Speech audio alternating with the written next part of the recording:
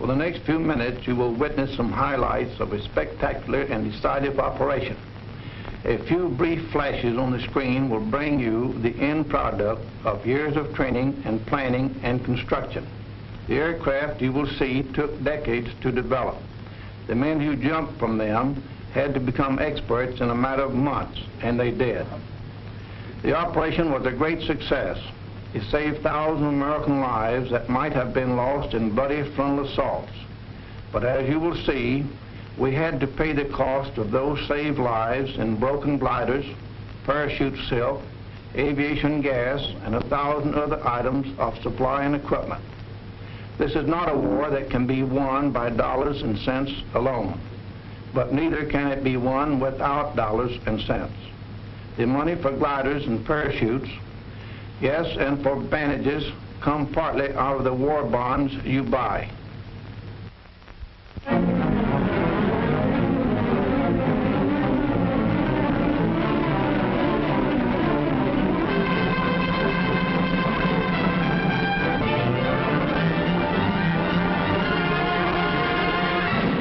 Communique number 1, June 6th, Allied headquarters. Under command of General Eisenhower, Allied naval forces supported by strong air forces began landing Allied armies on the northern coast of France.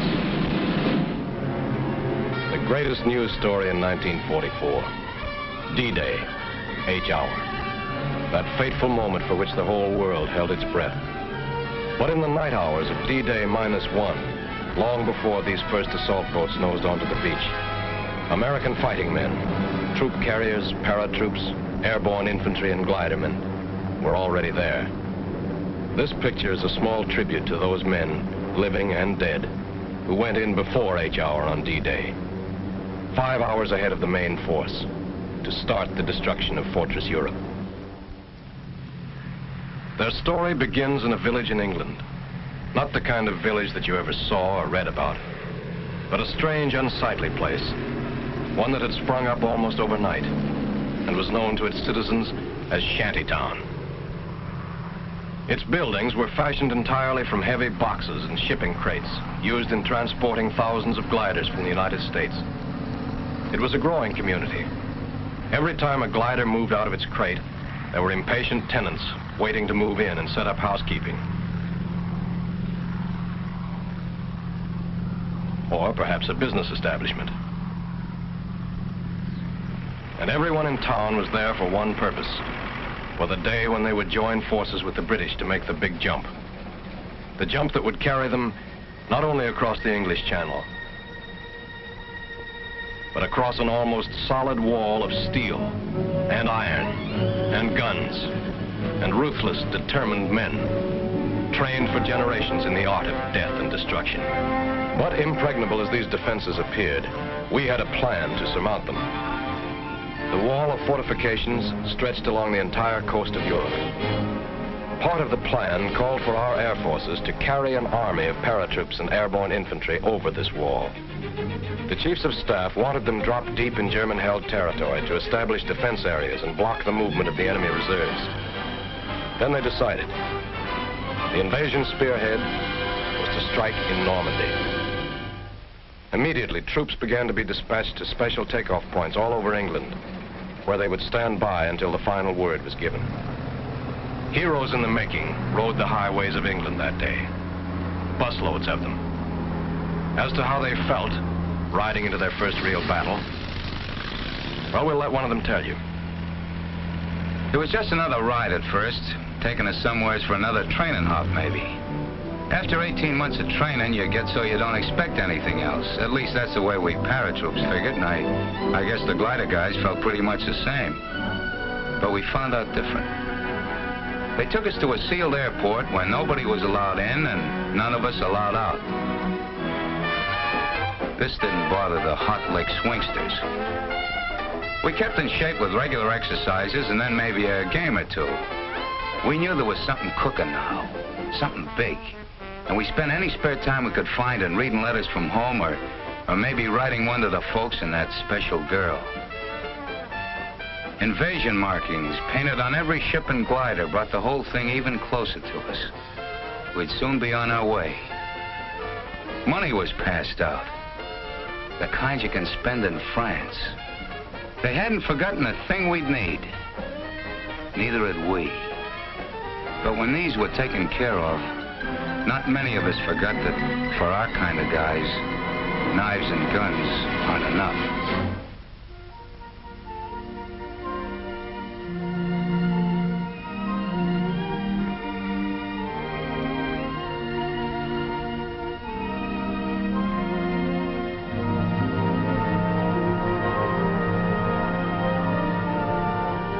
Now we were really ready.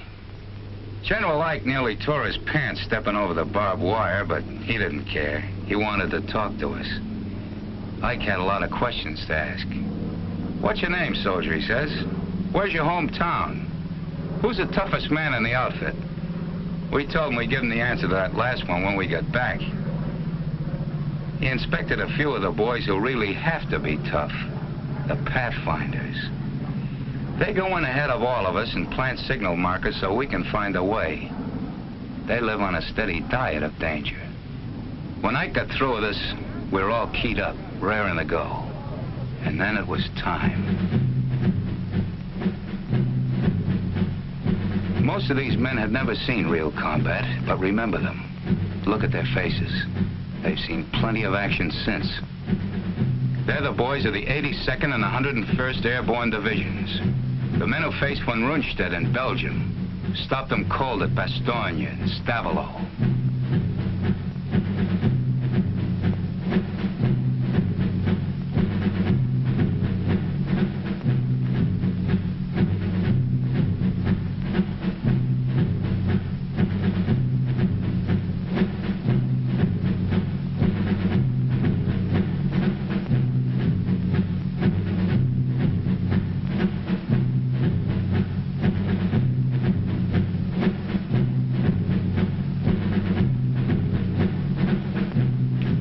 They'd given us brand new parachutes, and I remember one little guy saying he wasn't worried none about them opening because the company that made them was in his hometown, and his mother worked there in final inspection.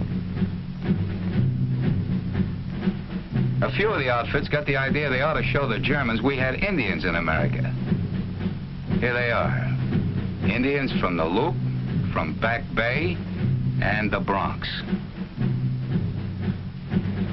Climbing into the ship, some of us were loaded so heavy that we had to be shoved on board by the others or we'd have never made it.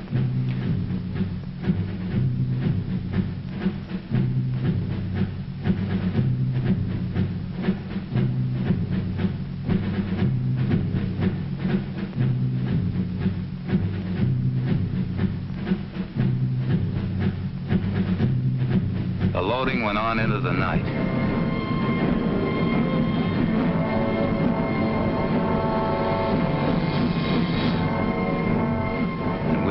Places and ready long before takeoff time.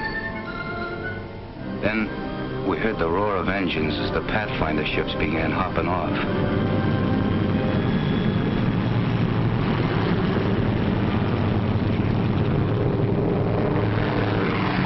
We knew we'd be following soon after.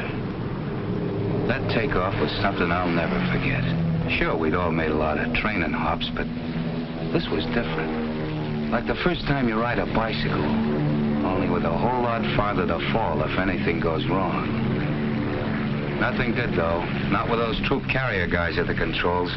Talk about making trains run on time. You could have really set your watch by the split-second way those guys took us off. They took those ships off the ground like it was just another practice run. For them, I guess it was. After all, they were going to have to fly it again and again, all night and the next day. Only under fire. And that's no fun when you figure that these C-47s haven't any armor, no guns, and have to fly low over the drop-in zones, straight as on a bombing run. After we hit the channel and started across, every light went out.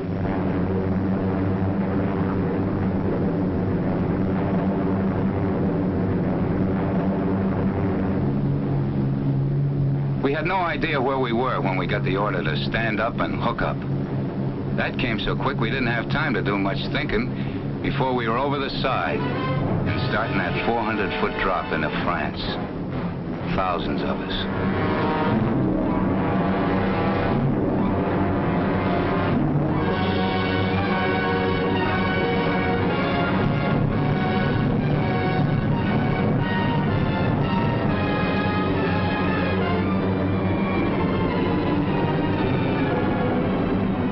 Behind came the first bunch of gliders. It seemed forever before they hit the ground. They were like clay pigeons for the German snipers. The glider pilots really had their hands full bringing those babies down in the dark that way. There were darn few signal lights to help them find their way. The Germans had caught a gun with crossfire almost from the minute they'd set down. They had to do their work lying flat on the ground. But those gliders got down, and the troops and guns inside them got into the fight. The pilots fighting right along with them.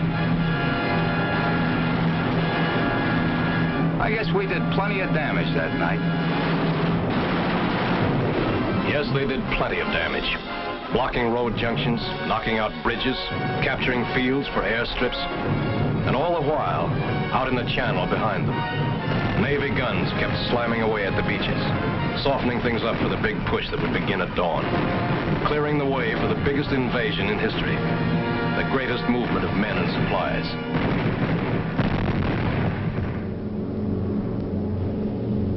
The Troop Carrier Command was ready for its next move. They had massed hundreds of British and American gliders in preparation for the most gigantic aerial towing job ever attempted.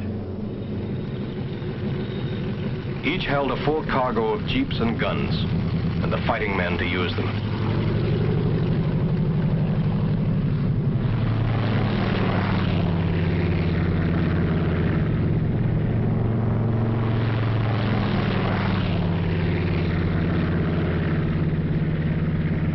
The lives and success of those who were already in France depended on the flight of this vast armada. They were greatly outnumbered and desperately needed these reinforcements. How they got them, a story of two-way air traffic and an unbroken chain of planes and gliders stretching from England to France and back again, is best told by a man who was a part of it all. Maybe we glider pilots didn't show it, but we were as excited over flying across that English Channel as Blériot must have been when he flew it for the first time, years before most of us were born. He didn't have much of an airplane under him, but then there weren't any German guns waiting for him on the other side. We did a bit of wondering about those guns as we started out over the Channel, and the lighthouses of England began slipping away beneath us. And what about the German Luftwaffe? This was its big chance. Our air forces had established air supremacy, sure. We had a regular umbrella of fighters over us. But if there was ever a time the German flyers would try anything to break through, this was that time. But we never saw a German plane. Approaching the French coast, the ack-ack and gunfire seemed harmless and far away. For those who were right in it, it was different.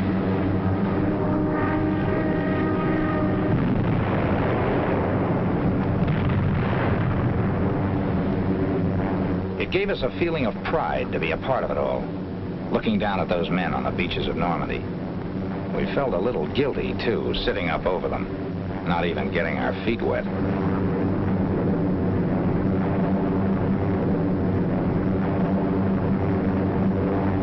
The Germans flooded entire areas to slow us up if a beachhead was established. We kept watching for those who had gone in during the night, but we only saw their parachutes.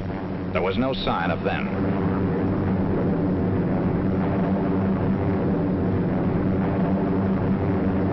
The first glider. We'd find out pretty soon what had happened.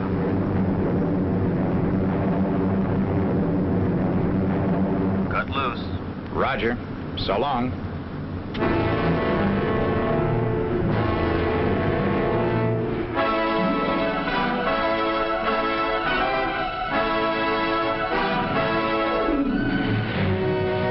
We stretched our glides as much as possible.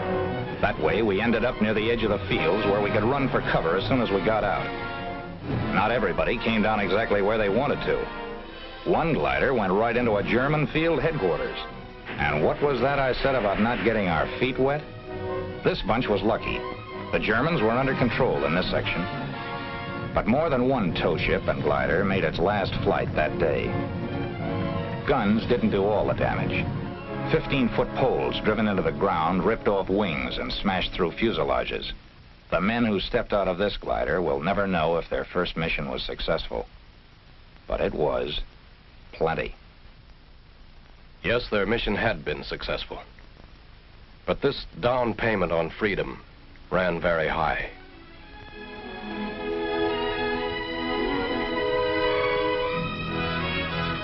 These broken wings served the highest purpose.